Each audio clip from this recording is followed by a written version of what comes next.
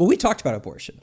Yes. The last time we talked. Yes, we did. When we were talking, you said that you saw a Steven Crowder video. Yes. And that changed your mind. It made it in the sense that it made you want to like look more. Yeah. Now, and then you said what I like about Steven Crowder is that he puts like his sources or what you're like he cites. Yes. Now, so when you're listening to commentators who are or pretend to be experts, they will cite, but that doesn't mean what they're citing means anything. Yeah, you're trying to say like they just threw a site there. They threw. Yeah. I watched that video, Jose. Wait, which one did you watch? I started because there were 4 changed my minds about abortion. Yeah, because I don't even know which one The first one was really boring, and I was like, I can't see how Jose made it through this one. Yeah. Because it's just one person and it's really boring. But then I watched, you said the 4th was the one you watched, and I watched that and I go, okay, I can see this is a little more exciting. Yeah. But then I watched that, and because you're right, he does like cite or whatever. Yeah, like, yeah. But then like, it's all bullshit. Like everything he's saying was bullshit. So what did you find in this? Like, because I'm guessing you went to the sites, right? Well, you know how he kept, because in the thing he was like, there was this one thing that really stands out, because he said it multiple times in multiple different changed my minds. He said,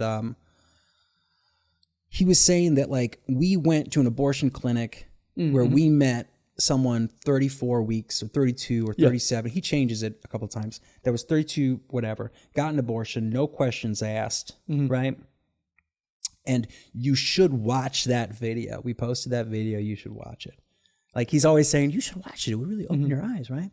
Now they're not going to watch it because they don't give a shit. But I did. I watched it. And that video, that video is the biggest piece of shit I've ever seen. So what happens in the video? Well, one, okay. Yeah, it's like, let me try to explain this in a way, the best that I can, in the shortest way I can. So they get someone who's about, let's just say she's 6 months pregnant, whatever.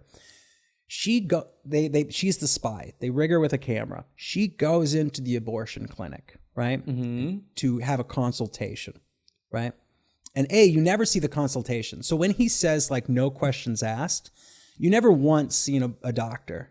There's never an exchange with a doctor ever. This is all, the entire video is in a waiting room. I see what you're saying. No, I see what you're saying. Yeah. So she's in a waiting room, and there's this woman in the waiting room who says that she's like 32 weeks pregnant. She's like, I think I'm 28, but they're saying 32. And she keeps like talking, and she keeps talking about how she's unsure whether or not she wants an abortion. And she starts like listing like scary things that happen during abortion. And at some point you're like, is this woman really there to get an abortion? Like, or is something else going on here? Because what happens is, and they should have cut this out of the video. I don't know why they included it, but they included a moment where the doctor or the nurse comes out in the waiting room, talks to those 2 girls that are talking to the one girl, and they're like, "Hey, did she say anything like weird to you guys or anything?" And they're like, "Oh no, we're just having a conversation." He's like, "Okay, because lately we've been having trouble with like some anti-abortion people coming in, sitting in the waiting rooms and talking to the people, trying to like scare them." Yeah, I've heard of stories like that. So apparently this is a tactic. So all they did was film a woman who's obviously doing this. Because you never, and because they were just like, well, and then one woman, when Steven was telling her about this, was like, I don't know her situation, so I don't want to talk about it. And then Steven was like, I know her situation. I know all about it. But the video, no, because the video ends with him going, we never saw that woman again. We don't know if she got an abortion. They don't even know if she met with the doctor. And so now tying this back to the site with the video, you're saying he said specifically. So he's citing a video, right? And his video's complete bullshit. And it's so like blatantly bullshit. I couldn't believe like how obviously bullshit it was. But I'm willing to guess that most people will not go watch it. No, definitely. You'll just take him at his word, or you'll be like, whatever, he's lying. Either way, you're not going to watch it. But I was like, oh my God, I was watching in the mornings. Melissa I had to subject her to some of these videos. What do you mean? Like she was like, this is so cringy. But yeah, that video was like, but you know what? It almost got me. What part specifically? Like, well, just when I started watching it, I was like, oh, I was starting to be like, oh, maybe he's got some points. Until you Whatever. started reading the sites. Well, yeah, I just started like Googling while I was watching it, and I was like, oh, this guy's full of shit. I was listening, this guy doesn't know what he's talking about. Or no, but that's the thing. I don't believe Steven Crowder doesn't know what he's talking about. Okay. I don't believe that. Uh-huh. Like, if you're someone that's such a good, and I don't want to call him a self-starter, I don't know, but let's just say he's a self-starter. He's got his own show that he made himself. I don't know. Maybe he got money from somewhere. I don't know what the conditions. But in order to create a show like that and do it as consistently, that I think does take a level of intellect. Mm-hmm. Yeah. So it's like you are clearly a exceptionally capable person. Right. So I find it hard to believe that like you don't know some of the things that you're saying are straight up fear tactics, like to make people go, whoa, you know. Now, and the problem is like he's talking to these. Oh my god, these college students. Okay, yeah, the college students were so dumb. So I like it because it helps me relate to like people my age. But Yeah. then what I don't like is we don't ever see them debate against like people that are more experted in that subject. I was like, Kind of how we talked about last time. Remember when I told you I was like, oh, well, whenever I see my right side commentators say they want to debate the left, they never want to debate the left. no one wants and then to. you're like, no, the left side says the right never wants to debate. Those college students, though, I was frustrated because every single time I was like, oh, you fucking idiot. Those kids are so stupid. Yeah. They have no idea what they're talking about. Yeah, yeah. And Well, he's so, getting like- people like that are just randomly passing by that probably don't even major or have never thought about this. Oh, no, but those people wanted to come. Yeah, you have to want to come Mm-hmm. on. But maybe they have like, kind of like me, like I felt like if I was there 2 years ago, Yeah. I probably would have been quiet most of the time because I really don't know what I'm talking about. Yeah. But I would have defended abortion rights. Yeah, but you would have went in there and, I don't know, Jose. I feel like you would have sat down with them. 2 years ago, I am not as smart as I'm not even that smart. I'm take that back. I'm not as smart. But Yeah. Wait. I wouldn't have found a way to debate him. But that's my other problem is that it's framed as not a debate. It's framed as Conversation. change my mind. It's I'm you come to open. change my mind, right? But he's using debating tactics throughout the Yeah. whole video. yeah. And I'm like, you smug piece of shit. Well, he does say it too. He's like, sometimes in his videos he'd be like, I don't mean to bring this out, but I do have sources. He's like, but I don't have to use them if you feel uncomfortable. Me and then using them. he pulls out this 90-page House notebook? bill. Oh, And he expects the kid to read this bill? Like the kid's gonna sit there. Steven Crowder wouldn't have time for it. Steven Crowder would be like, can you read it somewhere else while I interview some more dumb people? Yeah. He's like, I brought the bill that they all rejected. And they're like, read it. And they're like, no, I'm not gonna read a fucking, have you ever read a bill? no, I know. They're so haven't. boring. No, I haven't. No. I try to avoid reading them if I can.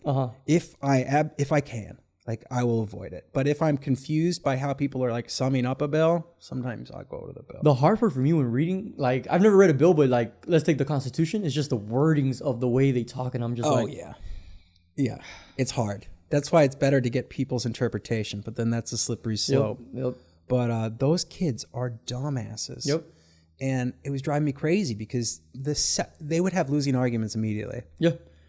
And now, don't get me wrong. Like, I think with a reasonably intelligent person, Steven Crowder has losing arguments. Like, they're all losing arguments. Like what he specifically says in those videos, or just in general. Yeah. I think the points that he brought up, because I'd never seen it before. I'd seen a couple of his videos, but I never saw his Change My Minds. I've seen clips of them on like YouTube or whatever back in the day. When I say back in the day, I mean like it feels like a different time, 2015. Well, that was almost a decade 9 years ago. Oh yeah, that is almost a decade. This has been a weird decade. But like, well, because he was like, I'm pro-life, changed my mind. Right. But one, and like I said, I don't believe he wants someone to change his mind. I know what you're saying, He says, but he would be really curious to find someone who can really though, like. I don't think he is because he would have talked to smarter people. Yeah, that's very true. But maybe he goes to people who are younger because they have a different perspective. Maybe I like. Maybe. This is all hypothetical. You're giving him and that's fine. No, you'll find. I try to do like this with that. everybody. I like yeah, that. It's with good to give not just people him the because I benefit do of the like doubt. Steven Crowder. Yeah, I like to give people the benefit of the doubt too. That's why I started my criticism with him saying he seems like a reasonably intelligent man, which is why I was so weird. But it's like, well, I know there's a lot of money to be paid peddling ideology, Okay. any sort of ideology. There's especially now that like you can get money from so easily from like YouTube or whatever. So there's a lot of money to be made in creating content for certain people's beliefs, or reinforcing them.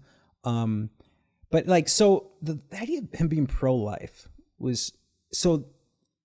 When I realized halfway through the video, I was like, if I sat down with him, and I don't think I would, because like I would be so, he would just rub me the wrong, because his body languages, and the way he interacts with people, I was like, this doesn't look like we're talking right now. We're pretty open. I see. No, I see what you're saying. Neither one of us are defensive.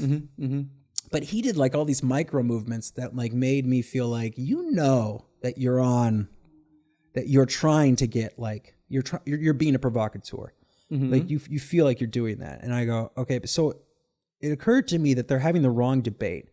It's not, I'm pro-life, change my mind to I'm pro-choice. The real debate is, I will change. Are you really pro-life? Are you true, based on what you're saying about pro-life, are you truly pro-life? Kind of like reinforcing to make sure you're right about your beliefs. Are you pro-life? Because some of the things he was saying, I didn't think were meshed with pro-life. I mean, besides the obvious one being animals are living. And I mean, that's kind of a cheap one to be like, well, what about animals? Don't you eat meat? It's like, okay, you're right. I should put, I'm pro-human life, change my mind. So let's give him the benefit of the doubt on that one. Okay. Even though like... Remember, it's been a while since I've watched this video, so... No, I know. I was just so excited. But here's the thing that really got me. So his whole argument hinges on the fact that he believes that it is wrong. It is morally wrong for a person to take another person's life. Okay. But that's not true. There's many ways to morally justify self-defense being the obvious one, right? I mean, why, and he's also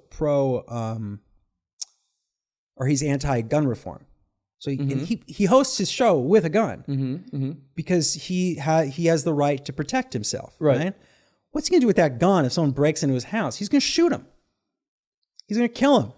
Why? Because there are some instances where it's morally justifiable for a person to kill someone. That's a good question. Yeah, that's a good setup. It just is. Like, and also, and when you extrapolate that into abortion, there are morally, and he even concedes this because he says, okay, let's just say in the sake of rape and incest, he'll concede it. So he's already saying that there are circumstances where it's morally justifiable. Right, but because he said, yeah. And I mean, I believe there are more than just those two exceptions. I believe there's a lot of exceptions to where it would be morally justifiable to perform an abortion. And my whole thing is, I think there are enough exceptions to not make it illegal. Okay. There are enough exceptions to moral justifications for it that it should be legal. Like, now that doesn't mean it shouldn't be regulated. And there's ways you can regulate it, but the ways that and that suddenly becomes a legal a conversation. He was more interested in having the moral. That's what he kept going back to. I want to have just the moral conversation. I'm pro-life. I believe a human can't take the life of another human. Because then there's other arguments that you can throw on top of that. You go, well, a fetus isn't. If you want to get technical, they're not a citizen. They're not a person. They don't have. They're not protected by the law until they are born. Like, that's just how, we want to get technical legal about it. But forget about all that. Just, is it morally justifiable? That was his whole thing. And I wasn't convinced that even he believed, like, there weren't morally justifiable ways. Yeah, I want to know how he would respond to that setup. Because that was pretty good how you said. That took me a little bit to get that in because... I bet you it's hard for students to even come up with questions when you're on the spot like that in front of a crowd. Well, you fall back to the common... defenses. What do you mean by that?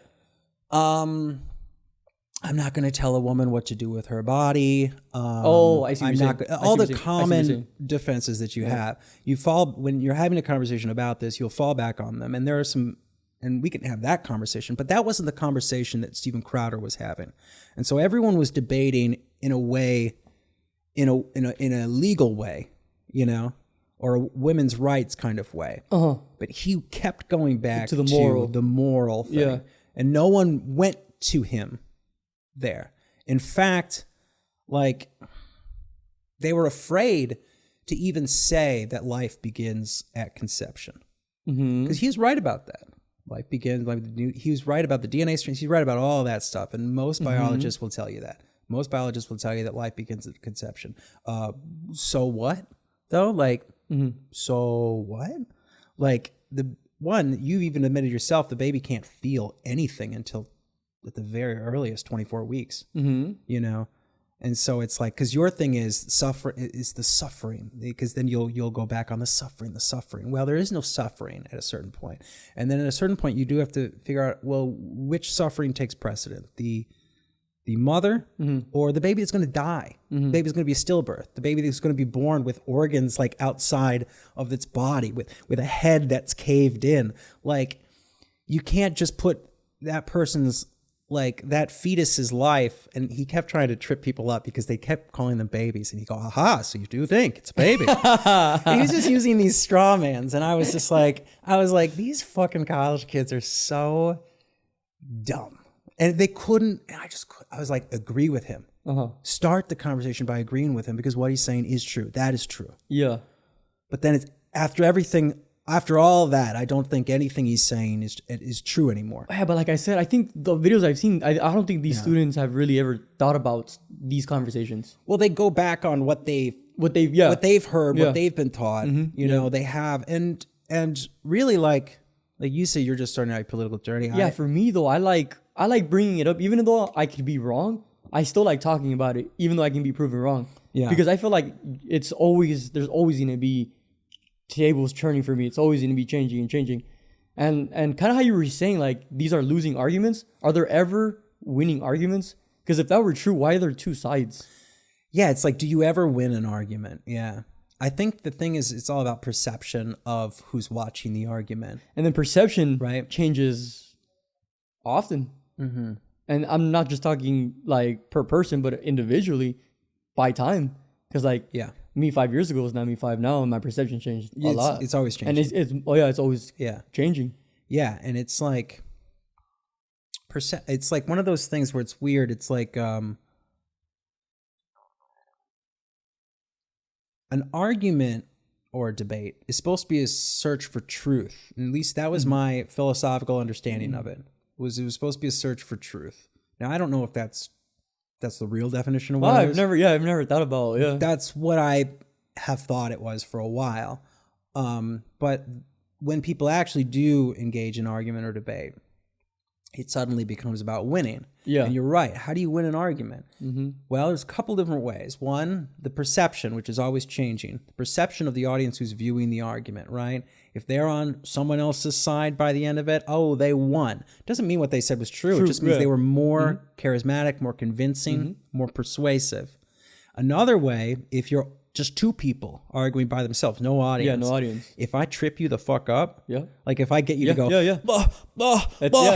that's it. Yep. I fucking got you. Yeah, I got you, and that's the dub. That's the dub right there. Remember when you were asking, like, me in the hallway, you were like, "Are you pro-life or pro-choice?" And I was no. I was like, "Let me think about that." And you were like, "Don't give me a bullshit like political answer. You tell me. You tell me right now." No, but I kept saying something else. I said, "Are you pro-life or pro?" I gave you a different word that rubbed you the wrong way, remember? Oh, you said pro-abortion. Yeah, pro-abortion. That's what I said. And you're like, that rubs me the wrong way. And I was like, off the bat, the framing is ridiculous. Yeah. Like, this is terrible. Just because, like, I agree that people should have autonomy to make those decisions, like to whether or not they have an abortion, depending on certain exemptions, and certain, you know, doesn't mean that I'm sitting here going, team abortion, yay. Like, let's all do it. Like, that's not like, I mean, the arguments that they're throwing out, and when I say they, I mean people like Steven Crowder, are so like weird to the point where that's not even happening, dude. Like, this whole idea of like an abortion, like right up to the point of birth, and then saying that the reason is just convenience is not a thing, like, at all.